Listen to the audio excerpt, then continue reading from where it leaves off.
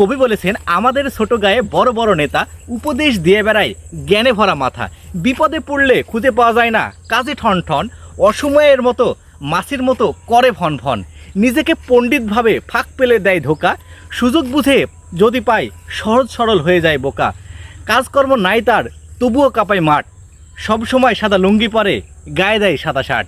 দেখুন, এরকম নেতার সন্ধান কিন্তু হয়তো বা আপনাদের এলাকায় নাই, কিন্তু আমাদের এলাকায় অনেকেই আছে। এরা ক্লাস মানে এসএসসি পাশ করেনি, এইচএসসি পাশ করেনি, অর্থাৎ মানে আন্ডার ইন্টারমিডিয়েটের নিচে তারা, এরা আবার দেখবেন যে বড় বড় চাকরি দিয়ে বেড়াচ্ছে মানুষকে। আপনি অনার্স শেষ করেছেন, মাস্টার্স শেষ করেছেন, বড় ডিগ্রি নিয়ে বসে আছেন, আপনি কঠোর পরিশ্রম করছেন পড়াশোনার জন্য, আপনি নিজেকে তৈরি করছেন একটা ভালো চাকরির জন্য, জবের জন্য, ভালো একটা জায়গায় নিজেকে নিয়ে যাওয়ার জন্য, কিন্তু এই সকল মানুষগুলো যে আপনার সাথে পড়তো ক্লাস 3-4 তারা পড়া বাদ দিয়েছে, অনেকেই আছে যারা এসএসসি গণ্ডিও পাশ করতে পারেনি, এই সকল মানুষগুলো যারা আপনার সেই সময়ের বন্ধু ছিল, তারা এখন অনেক বড় নেতা হয়ে আপনাকে চাকরির অফার করে। এই কষ্ট, এই দুঃখ আপনি কোথায় রাখবেন? দেখুন, এরকম জানি না আপনাদের মাঝে হয়েছে কিনা, আপনারা এরকম কাউকে পেয়েছেন কিনা, আপনাদের সাথে এরকম মানুষের লিজেন্ড মানুষের দেখা হয়েছে কিনা, কিন্তু এরকম অসংখ্য মানুষ কিন্তু এরকম আমাদের সমাজে আছে, যারা এরা দেখবেন যে নিজেকে অনেক বড় কিছু মনে করে। তবে সব সময় যে এই এরকম নেতারা সবসময় যে এরকম হয় না, যারা প্রকৃত নেতা, যারা মেধাবী, যারা ট্যালেন্ট, তারা কিন্তু আসলে নেতাই।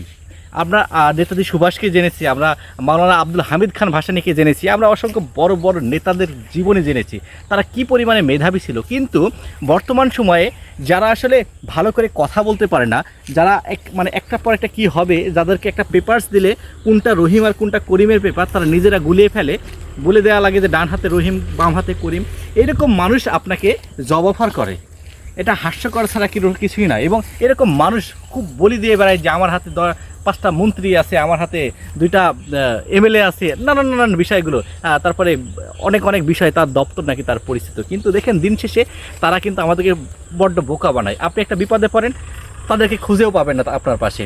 আপনি একটা ভালো একটা জায়গায় তদবিরের জন্য তাকে বলেন, তিনি কিন্তু তার সাথে পরিচয় নাই, দেখবেন যে ওই ব্যক্তির সাথে। তাই এরা শুধুমাত্র বড় বড় কথা বলে আপনার মনোবলটাকে নষ্ট করে দেবে।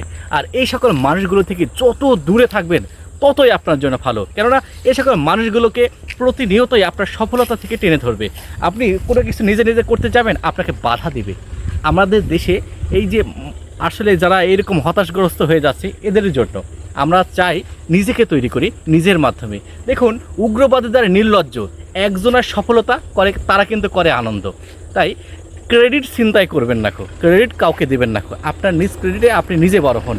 আর এই সকল নেতাদের থেকে বরাবরের ন্যায় বলছি, সবসময় দূরে থাকবেন, নিজেকে নিরাপদ রাখবেন। আর নিজেকে নিরাপদ থাকতে হলে অবশ্যই আপনাকে আমার যে কথাগুলো বললাম, এই কথাগুলো আপনাকে মেনে চলতে হবে। এতক্ষণ পর্যন্ত আমার সাথে থাকার জন্য আপনাদের সবাইকে শুভেচ্ছা, ধন্যবাদ আপনাদের সবাইকে।